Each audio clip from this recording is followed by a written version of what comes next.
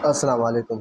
اچھا، بات یہ ہے کہ مقوی قلب اور مفرح اگر کوئی نسخہ آپ کو سستا مل جائے نا تو اس سے بڑی کوئی نعمت نہیں ہے یار۔ آج سٹریس اتنا ہے اور لوگ پریشان اتنے ہیں کہ ہر کوئی اپنے ذہن کے اوپر اور دماغ کے اوپر جو ہے نا پہاڑوں جیسا بوجھ لے کے گھوم رہا ہے۔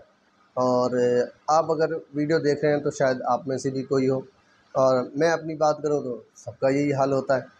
تو یہ آج کل کی دنیا کی جو ہے نا اس بھاگ دوڑ والی زندگی میں یہ چیز عام ہو چکی ہے کہ لوگوں کے اندر بوجھ اتنا بڑھ چکا ہے کہ مسکراہٹیں بھول گئے لوگ۔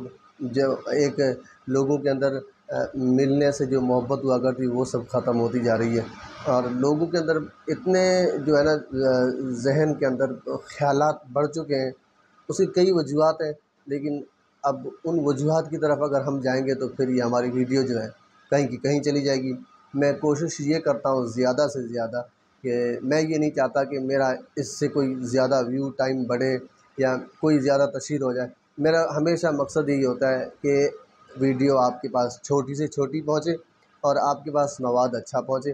آپ اس کو شیئر ضرور کریے گا، یہ آپ نے وعدہ کرنا ہے۔ یہ میں ایسی چیز آپ کو بتا رہا ہوں جو معمولی سا بندہ بھی بنا سکتا ہے، لیکن یہ مقوی اور مفرح دونوں چیزیں دل کو تقویت بھی دیتی ہے اور دل کے اندر فرحت اور خوشی بھی محسوس کرتی ہے۔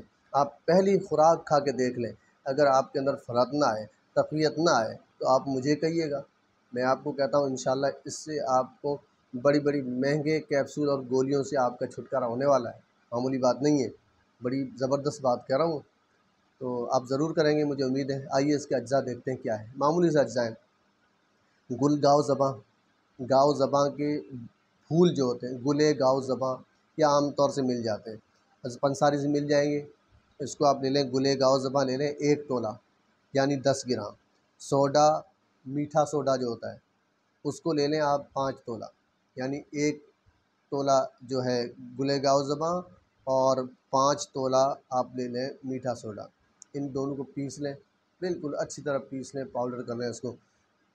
اس کی خوراک 2 سے 3 گرام، یہ ضرورت کے مطابق کھا لیں یا ویسے بھی اس کو معمولاً کھا لیں، تو یہ اچھی چیز ہے۔